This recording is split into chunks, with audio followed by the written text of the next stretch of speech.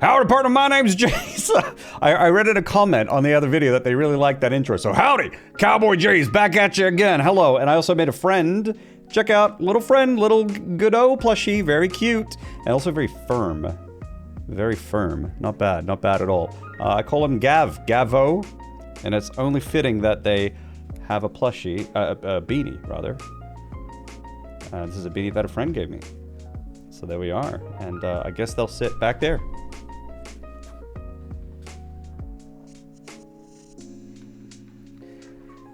Looks like a mage. It's gonna cast a spell from back there. Okay, hello everyone, my name's Jace, and I'm a solo game developer living here in Sweden, working on my game. I don't know how it's gonna go, we'll find out one day. And welcome to another devlog. Today's devlog is quite overdue. There's various things that have happened over the past couple months. There's also been a lot of other things that have been happening in my life over the past couple months, but we'll focus on the dev stuff today. And if you haven't seen my recent devlog, which covered more of like the other things that have been going on and just milestones in general over the past year since I went solo, there'll be a link in the cards up here for that. But let's get into devlog stuff right now. Diving right in, going for it, vamonos. So the first few things that I want to get out of the way is just some smaller things that I'll cover real quick. Then we're going to get into the meat and potatoes, which is going to be fishing. And then there's going to be some, more technical talk about some optimizations that I did with a plugin, okay?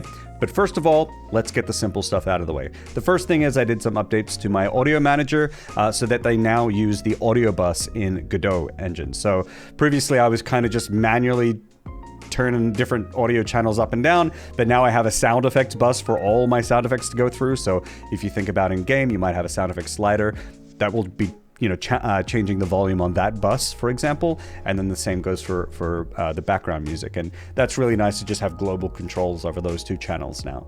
So that's what we have for the audio manager, and then I also did some additional work when it comes to fading and cross-fading certain kinds of sound effects and looping effects and things like that, and then got their respective functionality over to the cutscene system that I have so that I can make use of those in the cutscene. If you remember the quest video that I made, I'll put a link for that in the cards as well. There was actually a scene with a car that drove by, if you remember. In that scene, I wanted there to be city sounds in the background while a car was also playing, while there was also music playing, and oddly enough, there just wasn't support for that in the way that I had things set up. And so these changes with these buses, with the additional things that I've done here, means that I can have something like that. It seems kind of simple, but it just was an oversight in my part. So that has just been buffed up a little bit now, the audio manager. Things are a bit nicer. The next thing that happened was that I updated to Godot 4.3, and that transition, like previous Godot engine updates that I've had, has been really, really smooth. I think I had to change like 2 lines of code in my tile map code in order to have the game even run in 4.3, and that was kind of it. And that's interesting considering that 2 things. The tile map system got a major change to it, and I do like a lot of like weird tile mappy stuff under the hood with my game. And so even given that those 2 major things existed, I was still able quite easily bridge that gap quite quickly. So adopting the new tile map system, which is now the tile map layer system, they're kind of doing away with tile maps, and instead you just have these individual layers as nodes now in your tree in Godot, and it makes things really nice. Actually, it makes working with them much easier. You can physically click on different layers now that are like in your level to select them, so you can more easily and quickly make changes, which I think is really nice. It was quite tedious before to find the right layer to edit on previously, so that's really, really cool. And one of the other reasons why I wanted to move with this was because the old tile map system is getting deprecated, which means it is still supported. I can keep using it, but the intention is to probably remove it at some point, and it's better to jump on board with the new stuff and go with the grain as opposed to against it. And so that's basically what we're doing there. But in order to adopt the custom stuff that I've been writing into the new system, I thought was going to be quite a headache. I do a lot of like weird stuff that fakes sort of layers and depth and kind of things in my game. That's kind of what I a little challenge that I've set for myself. And so in order to make that work with the new system, I was a bit hesitant, a bit afraid to see if it would work. But actually, after sitting down and pondering about some solutions, I actually came up with a solution pretty quickly, and it was relatively smooth after that to make the transition. And so now I've gotten rid of my old tile map class. I now use a new custom tile map layer class. I've also made another tile map group class to help facilitate some other things that I do, and I've got all my functionality back, and it works quite nicely with the system. And the last thing I want to get onto before we get into the meat and potatoes is going to be the pause menu. So I did some changes to the pause menu. Previously, there wasn't full controller support for the pause menu. There is controller support for the game, like walking around and interacting with things. But I also wanted to make sure that my UI supported controller as well, because I want my game to have full controller support. I would love my game to be on consoles one day as well. That would be really sick. So the inventory didn't have support for controllers, and the navigation of the tabs, I think, didn't have support for controllers either, but they do now. I've also added a settings menu, and now this menu is like kind of rough. It's like, you know, the sliders work, the background music sliders work, there's a sound effects slider, and when you slide the sound effects slider up and down, it actually clicks so that you can hear the sound effect volume. Added that feature in too, and also like a windowed and full screen mode thing, and that works as well. So it all works. Now, the UX for this is really weird. Obviously, it looks, the menu's kind of trash right now. There's still a lot of other things that need to be added to the game before I really sit down and think through the UX. Like the whole like apply and revert thing, I don't know if I need those buttons there, but I want to wait until later, until I have a better idea of like all the variables that are going to be at play when it comes to the UI before I start really sitting down and focusing on UX. UX is super important, and it's something that I can get very, very in my head about, but it is not the time right now to focus on it. So the fact that I just have these systems running is enough, and I just need to leave it for now, not sweat about it, and move on. So before we get into the meat and potatoes of this video, or maybe the fish and potatoes of this video, I want to take a quick second to thank today's sponsor, Zenva Academy. If you're excited about Godot 4, make sure to check out Zenva Academy. They offer comprehensive beginner and intermediate courses, including a fantastic free course on Godot. What's really cool about Zenva is how they combine fun and practical learning through professional video tutorials, written lessons, and interactive quizzes. Plus, you'll be building real projects across various genres, from RPGs to bullet hells.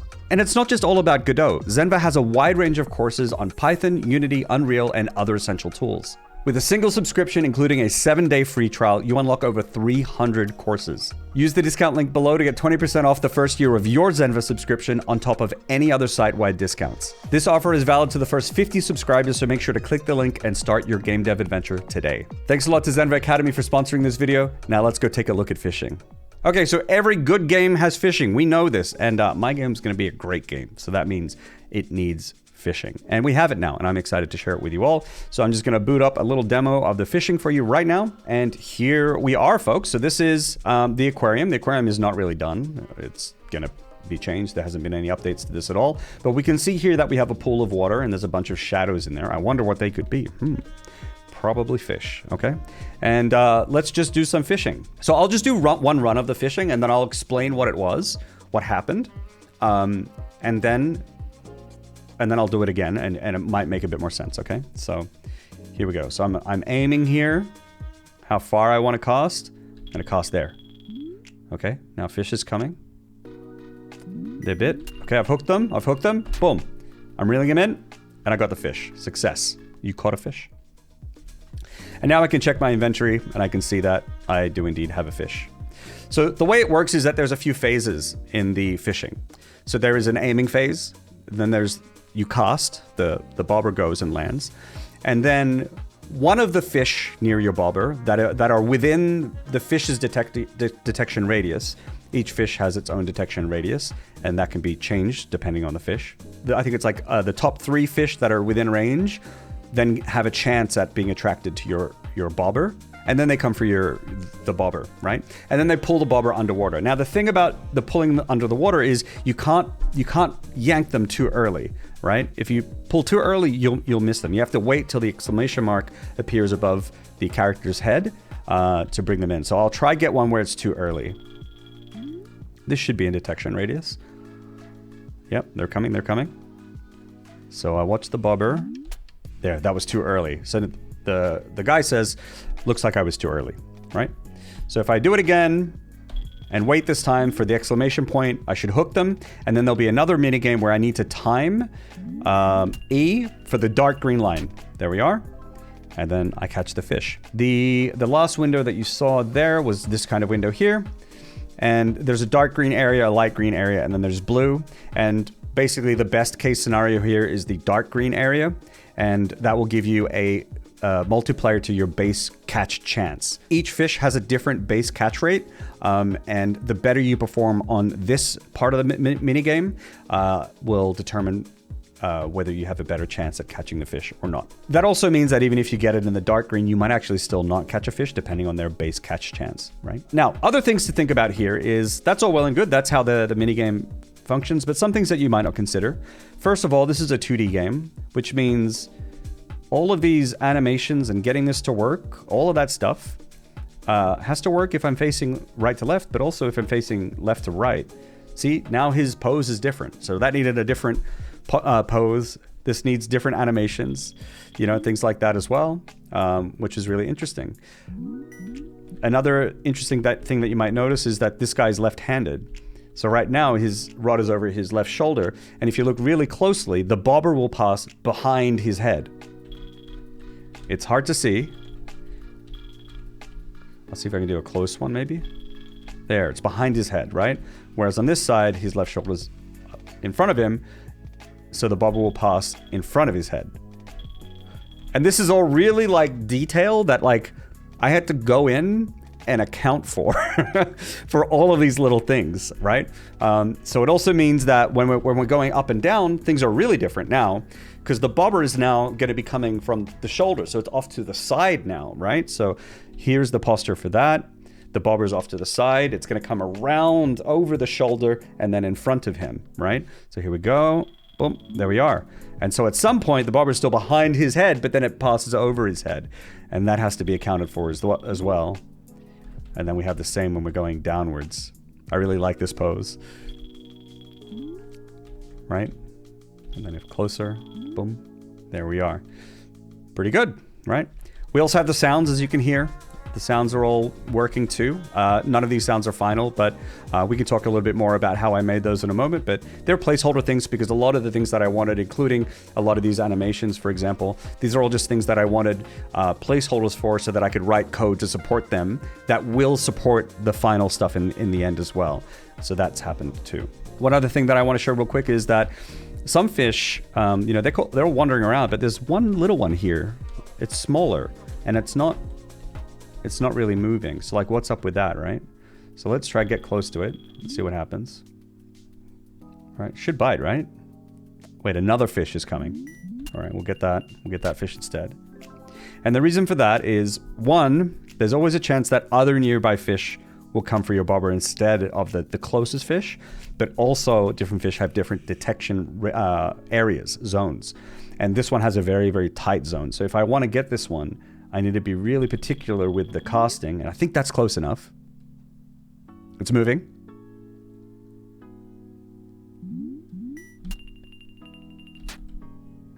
There it is. Oh, inspiration. It wasn't a fish. That's why it wasn't moving. So that's inspiration. If you don't know what inspiration is, I'll put a link in the for the past quest video that I did, and that is where we it's a package that was used in a quest, basically. And what this means is that I can put items in these pools too. They don't have to be fish. They can be different kinds of fish. They can be different items. It can be anything. I can do whatever. Another little touch that I've kind of done is I've made sure that whenever you're casting, this is another little thing that maybe you guys might not have thought needed accounting for, but I knew. Right now, I can cast only within the water. But what if I take a step back and I'm still in the trigger zone here? If I press E, does that mean I can cast at my feet? What happens here? No, I still cast within the water. And that is something that I had to account for as well to make sure that casting always takes place within a pool. In this case, the casting could technically go past the edge of the pool, I think, but it's limited within the pool. So there's a min and max range of the pool. That's all accounted for as well. A lot of these little tiny details that have been meticulously crafted because I get really lost in this kind of stuff. And I had a lot of fun making this minigame. So one other thing that I want to show you all is, okay, so we've seen the fishing line, right? Now this is a little bit tricky because the way that this was made is it's just a line between 2 points. Okay, that's all it is, just a straight line. Maybe in the future I'd love to look into maybe doing something with a bit of slack in the line with some physics. I don't think it's entirely necessary. I think this sells what's going on reasonably well. We'll see later when we put a fresh coat of paint on the whole game what it needs, but for the moment this is all it is. The tricky thing here is you would think, oh yeah, just draw a line from the tip of the bobber to the tip of the rod. Yeah, simple. So how do we find that? Well, the bobber is its own object. So we've got its position in the world, and then we'll get a little bit above the bobber, and that will be 1 point, one starting point. And that's true. That's easy enough. But what about the fishing rod? What position should that be? Because that's at different places. So if I'm fishing from right to left, like you see right now, it's in front of me, but here it's behind me, and there is a fishing line there attached to the bobber. And when I cast, it goes in front of me and up, and then comes down. All the while, the bobber needs that fishing line origin point to connect the line to, right? And then this changes again. What happens if I'm here? Well, the fishing line's in a different position entirely. It's different again. What about down? That's different again, right?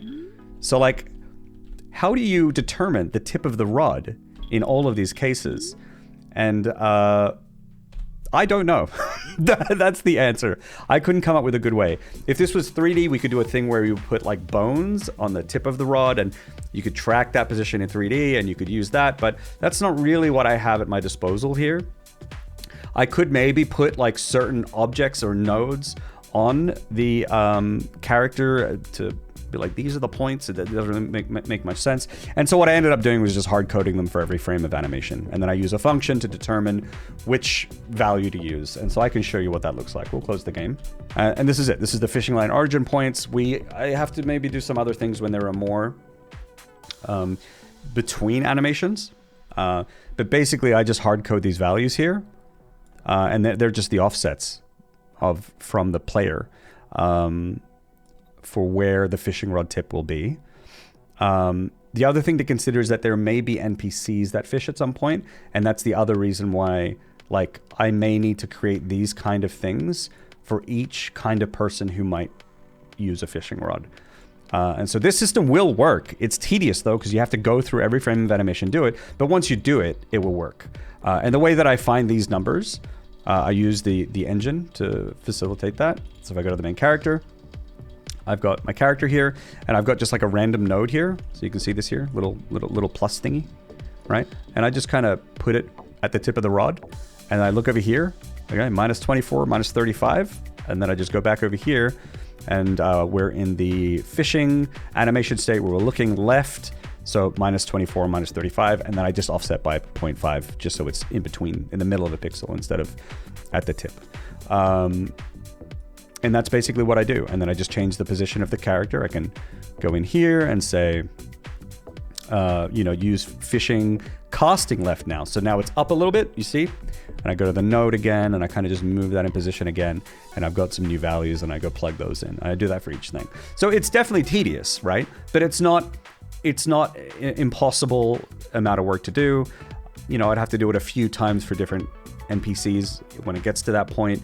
But once it's done, it's fire and forget, and it's easy to fix, and it does just work. So that's how I determine the starting point of the line for the fishing line, and then I use the bobber's position for the end point. So the next thing that I want to talk about is the sounds that I made for the fishing, and I used a program called Chiptone for that, which is really, really cool. So this is Chiptone. Basically, Chiptone is a program where I don't know what this is called. I'm not an audio engineer, okay?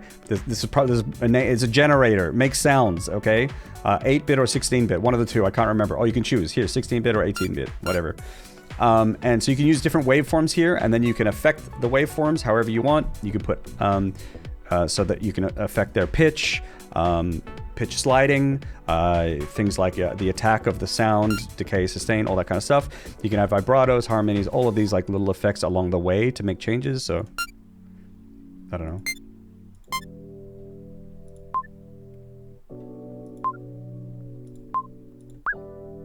to, I don't know, make weird sounds and stuff like that. And then you can sort of save them. You can save the whole setup so that you can load them later. So for example, so I've loaded up my casting sound here. And so this is what it sounds like.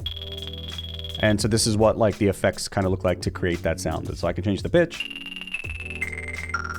right? And that's the sound that it was. And the sound that I wanted here was, I really like that metallic sound because I think of the reel, you know, like the fishing reel, basically.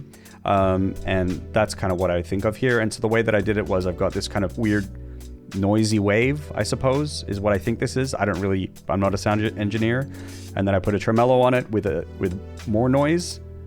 And then I put this wah-wah thing on it with a different other waveform. And I think my thinking when I use these waveforms were like to have these disruptive waveforms so that it wasn't a very uniformly, like, let's see if we can, like that's my ears, but also that's really uniform. I wanted something disruptive. And that kind of does it, I feel. And then you can mess with EQ, all that kind of stuff. And then you can export the sound. And so all the sounds that you heard there, I think all of them, I think I use a different tool for one or two of them, which I'm probably not going to use anymore. I'm going to use chiptone. And I just made those using this. I don't know what I'm going to do for sounds in the future.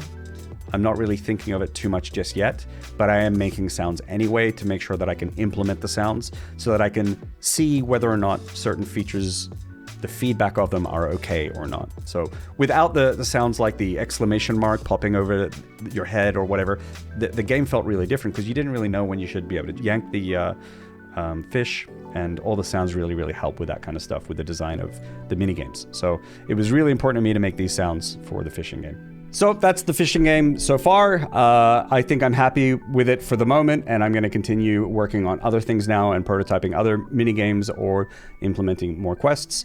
But the next thing that I want to talk about real quick, it's a little bit more of a technical one, but it is one that took a lot of my time and it broke my brain, but it was also a really, really great success. So I'm going to try and explain it as best as I can in accessible terms. So even if you're not a game developer, hopefully you can follow along here.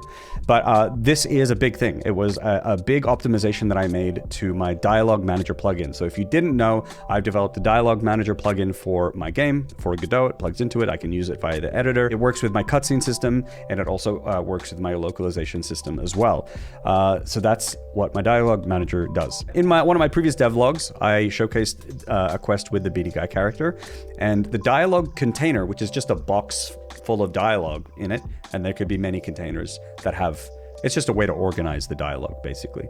But the dialogue container with this Beanie Guy and their quest ended up having like 70 or so dialogue strings in it, right? Which are just dialogue messages basically. And you know, that's not that much, I feel, but the frustrating thing that I noticed was whenever I would try and open that Beanie Guy container, there would be a small hitch in the editor. And it was short. It was like under a second, but it would happen every single time. Okay? And then there were even smaller hitches whenever I would open up smaller dialogue containers. And this obviously just comes from the fact that I was loading the dialogue strings, populating them, and then adding them to the UI. And that takes time. And so there was a hitch whenever that would happen.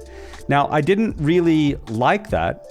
It's not a big deal if it's just under a second, but if every time you click on something there's a hitch, that's problematic. It starts to feel really gross. And what happens if I have dialogue containers in the future that are like 100 or 150 or 200 strings? What if I have many of them that are that long, so that like everything that I click when I'm trying to work in this plugin, it's just stalling constantly, right? This is just not acceptable in my mind. I wanted no hitching in the engine at all, and I needed loading to be quicker. So I'm going to give a really massive TLDR, which is still going to be long because the solution is a bit advanced, and I may make another video on this in the future if I can. If I can find a way to make it more accessible and comprehensible, then I will. Otherwise, it'll just be this TLDR. But before we get into the TLDR, I'll give you a side-by-side comparison. So here, you can actually see how the original one worked. It was stalling. This is me clicking frantically. Nothing's really happening. I've also added a stress test container in there that has 400 strings in it. And God forbid I click on that, we're not doing anything for a while, okay? It just hangs for a long time. But here's the new version. It's very quick, very responsive. I can click around, even if things aren't done loading, I can click away. It's not a big deal. The engine never hangs whatsoever, and it becomes really, really, really quickly. So what was the solution? How did I get to this point with the Dialog Manager plugin? The solution involved 3 major techniques. Basically, the first one was multi-threading. This is going to be key because what happens with an editor or application when it hangs, basically it means that the main thread, which is the main process, whatever, of the application is either stuck doing something that takes a long time, or it's infinitely looping, and basically it never refreshes itself, right? It gets stuck somewhere in the code, in something slow or stuck in a loop. So the important thing for me initially was immediately to do multi-threading, where I can create other threads that do slow stuff on a different thread so that the main thread can keep refreshing the editor and keep working alongside in parallel. Okay, so the first step was multi-threading. And so whenever I needed to load new dialog strings, I now spawn worker threads, or I have another thread that spawns worker threads to take care of that for me. And they do it across multiple threads so that they can all load dialog strings in parallel with each other, and they do it very quickly. So the editor never hangs, and everything loads faster now since they do it in parallel. The second technique was that once the dialog string UIs were loaded and populated with their data, they would be drip fed into the UI. So you can actually see this if you look on the right-hand side here at the scroll bar. The scroll bar is actually zooming up and down in length, and that's because I don't add all the strings in one go anymore. I actually just add them very quickly over multiple frames of the editor, and that's why you see the scroll bar, resize, because it's it's resizing to the new stuff that's being added, or it gets bigger if things are being removed over multiple frames. It's the same process, and it's doing this so quickly that it will never meaningfully impact the user, who is me. It happens so fast that I can never scroll down to, I can never out scroll it or anything like that. All of this stuff is added so quickly that it just doesn't make any meaningful difference to me who's using the plugin. Now, the reason why I add these over multiple frames instead of adding it all in one go is because that there's a bit of an overhead in Godot, and maybe in many things, but in Godot, whenever you're going to add something to a tree, right, or on the UI here, basically, and that is when you add something, it goes through a whole process of like registering it, running these certain functions like enter tree and ready and all of these kind of things to make sure that it's ready to be used in the scene tree, basically. And this overhead becomes a lot when you are adding a lot of things all in one go. So instead, I just add a few per frame, which is perfectly manageable by the editor. And if I just do that, then it's not an issue. There's no hitches anymore. And all of that work does need to take place on the main thread. That's why I do it this way. And then the final technique that I did to really, really help things is a technique called pooling. And pooling is kind of similar to caching. And caching, if you didn't know, is basically where you take a copy of some data and you save what that looked like. You just save its state. And if it ever is needed again, instead of loading it from scratch or building it from scratch, you kind of just present the old copy, or you present the copy of it, right? So it's very quick. You just have it in memory and then you just recall it. Pooling is very similar to this, but instead of you having a copy of things, you put the resource into a pool, and then whenever you need another copy, you can pull any resource out of that pool and then just brush it up, like fix up the details, right? So instead of deleting these UI elements now when I don't need them anymore, I put them in a pool, and then if I need it again, I pull it back out, I update the strings that are in there, I update the meta information. I don't need to build it all though, because it's already there, it's already built. And then I just represent it. And then this is very, very, very quick because everything just stays in memory in that case. And I don't have to read or write from disk. I don't have to load anything. I don't have to do anything. It's very, very fast. Now, what this also means is because we're now recycling things and I'm never really deleting things, this also means that I only ever need to load up to the size of the biggest dialog container that I have. So for example, if we take the stress test container, which has 400 strings in it, and I load all of that, and then I choose something else that has like, I don't know, say the Beanie Guy one that has like 70, well then I have around 300 and something, 320 or so spare dialog strings in the pool, just sitting there. We have a big budget of strings now. So whatever I click on at this point, I'm never gonna have to load anything else because nothing is bigger than the stress test container. I'll always have enough dialog strings in the pool to populate any container at this point, which means no matter what I click on, the load time is instant. There are no load times. They're gone completely, including the stress test. I can click back and forth on that now, and there is no load time, right? It still takes many frames to populate everything, but that doesn't impact me as a user of this plugin. So it is now super, super, super fast. So this solution is so much nicer than what I had before. There's no more hanging. Dealing with multi-threading was really hard because I'm a bit inexperienced with multi-threading, but I have gotten to a point where the code is clean and it doesn't crash like ever. There are no race conditions or anything like that. So that's really nice. Except for this one button, that button down here. This one, I'm scared of that one. It still crashes sometimes. Maybe I'll fix it, maybe I won't. It's not really that important, but overall, I'm really satisfied with the outcome. One more little bonus thing here for any Godot devs. If you ever do multi-threading for a plugin or for any editor-related code, and this isn't just limited to multi-threading, but if you do anything that has some kind of resource, for example, threads, that may persist when you try and hot reload your editor with new code. Hot reloading means if you've changed your code, and you compile it while the editor is open, the editor takes the new code, replaces it, and updates the editor without closing the editor, right? That's hot reloading. So if you try and do that, but your old threads or whatever resources are still hanging around, you won't be able to hot reload anymore, and you'll get errors and you'll lose that functionality. There is a solution for this though. I'm gonna put a link in the description below to a GitHub page that has information, discussion about this kind of stuff, and that will help you be on your way. But basically what you need to do is you need to hook into an unload event that is called when the editor tries to hot reload, and then you need to do your cleanup in there, and then you need to make sure things restart correctly as well. Here's what mine looks like. Here's just what my code kind of looks like. So just in there, I clean up my threads, and then everything's fine again, and hot reloading works again. So just in case you run into that issue, I figured I'd just quickly mention that here. And with that, folks, that is the end of this devlog. This is a big, beefy one. I hope you enjoyed it. I hope you like the look of fishing and stuff like that. Please, by all means, let me know what you think. Thank you very much for watching, and thanks again for supporting me, even though, you know, I'm going full George R.R. Martin with my devlog time schedule here. Hopefully... You know, there'll be more in the future. We'll get there. But I do appreciate you all. I hope you had fun watching this video. I hope maybe you even learned something or found something insightful. If so, let me know. And I wish you all a great week. Take care, and I'll catch you all next time. Bye-bye.